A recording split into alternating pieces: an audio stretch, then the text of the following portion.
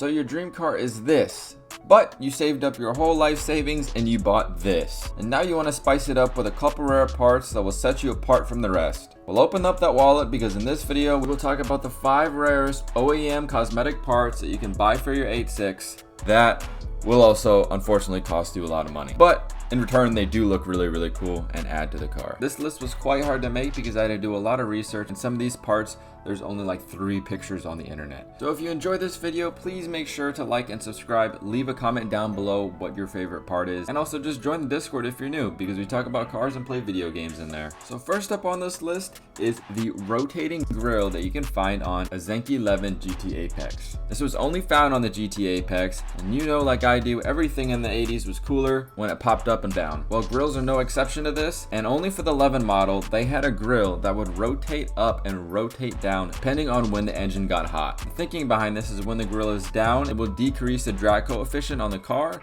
and then when it needs to open to let more air in, then it will do so. It had a system where it would tell a thermostat just for the grill that it was getting too hot and the grill would open up. And another cool thing about this grill is when it opened up, you could see the twin cam 16 showing off what's under the hood. So if you want this grill, you could either just buy the grill and figure out a way to hook it up yourself. But if you want it to be like OEM, you would have to get this setup right here that would connect the grill to the engine block and to the radiator. And that might be a little hard to find. So the next part we're going to talk about is Trd Interior items, especially the steering wheel and the seats. Steering wheels are pretty rare, and they're a collaboration between Nardi and Trd. You can find a couple on eBay, like right here.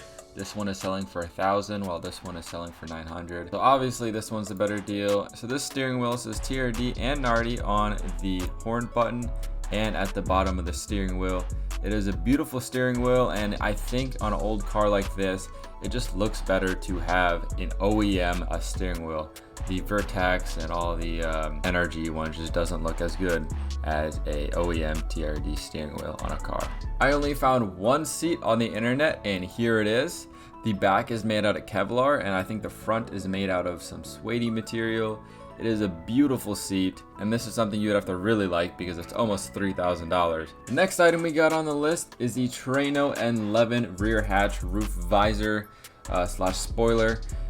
This came on a very limited amount. I don't know what you had to do to get this, or if it was a top trim, or just nobody liked it, but not that many people bought it because it is now super rare and I barely can find any info on it on the internet. This right here is what it looks like on the car. This only came on the hatch models. If you have a coupe, you're just out of luck. And here's a couple for sale. This one is going for $2,700. The other one I found is going for $2,500. Honestly, this one looks in pretty good condition, so I just buy this. But man, this thing adds to the car. I really love the way this thing looks. You can buy aftermarket ones, but nothing looks as good as OEM. And it's just crazy to think all of these expensive parts are for a Corolla. I mean, even parts for more coveted cars like the 65 Bronco are cheaper than this. I think we're the only community that spends $3,000 to $5,000 on a front bumper. So the second to last thing we got on this list is a digital dash. This came standard on the 3-door GT Apex trim for the Zenki model. For the Kuki, it became an option. The only way to get the analog dash for the Zenki 3-door GT Apex was to special order the analog, which means Bunta ordered his without the digital dash.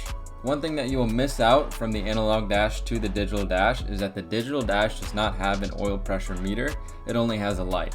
So if shit hits the fan, you'll just see a light turn on instead of the gauge going down. For you to be able to put this in your USDM car, if you're in the United States, you would have to get the digital oil pressure switch. This could be from any Toyota from the 80s, like second gen MR2, an AE92, anything like that. Plus you have to get a digital fuel sender. These are pretty rare to come by, and hopefully you can get this with the digital dash if you end up buying this. And after accumulating all of those parts, you'll have to get a kilometers to mile per hour conversion, and I think that would be a couple $100 too for my guy on the forum. But this is one of my favorite items. I don't think I'll ever do this to my car because it seems like a lot of money, but I love 80s digital dashes. And the last item on this list is another pop-up item. I love the 86 because it just has so many pop-up items you can add to the car.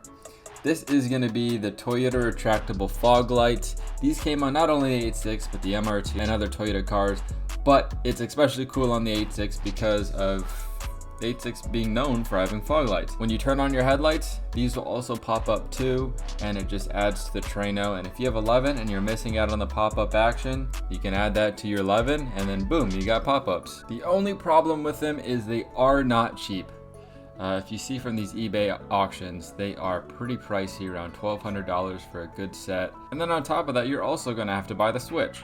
So that's another $100 you have to add on there. Maybe this is a good deal if you find a Toyota sticker just to put on the front of it and the halogen sticker. And then one honorable mention that I wanted to put on list, but since it's not an OEM part, it doesn't count as one of the 5, but it's still a rare part and you really can't find them anymore, and it really does add a lot to the car. These are the Chasten Shadow Louvers. You could get this for the hatch or the coupe.